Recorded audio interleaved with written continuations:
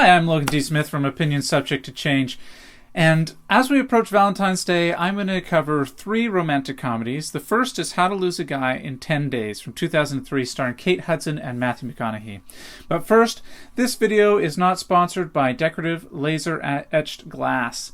I like them, but it's going to look really strange on the green screen, I'm sure. Andy is a fashion magazine writer that wants to make a difference. But first, she has to do one last job. Ben is an advertising executive that wants to expand his advertising categories. But first, he has to make one last sale. These aren't a particularly relatable pair of characters, and the plot revolves around their very unrelatable relationship. However, the themes dealt with here are much more relatable. They deal with how we fall in love and what it's worth. The opening credits are a cute introduction for our leading lady that doesn't over-explain her backstory too much and enables the film to quickly get into the meat of her motivations.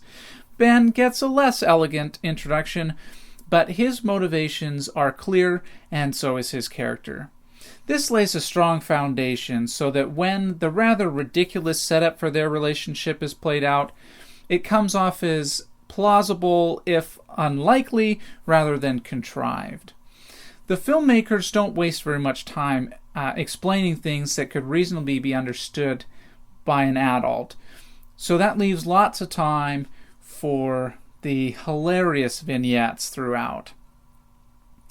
This movie really only falls short in the ending. It's quite typical and brings nothing new to the genre. There is also, throughout, a fair amount of sexual content and foul language, though it's usually undirected.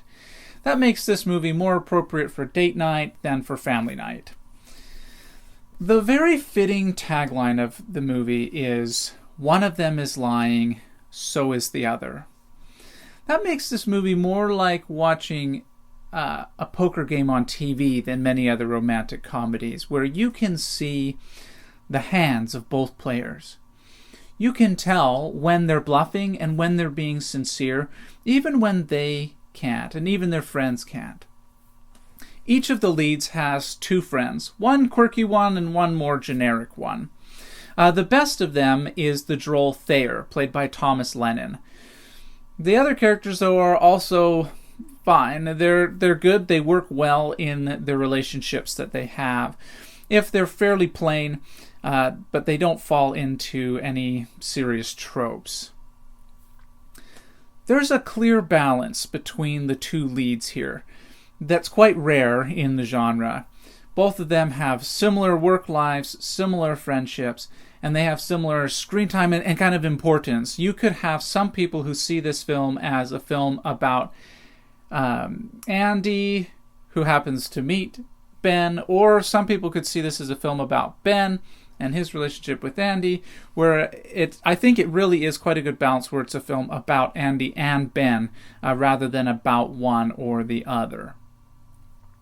This balance, along with the side-splitting moments in it, make How to Lose a Guy in 10 Days one of my favorite comedies regardless of category.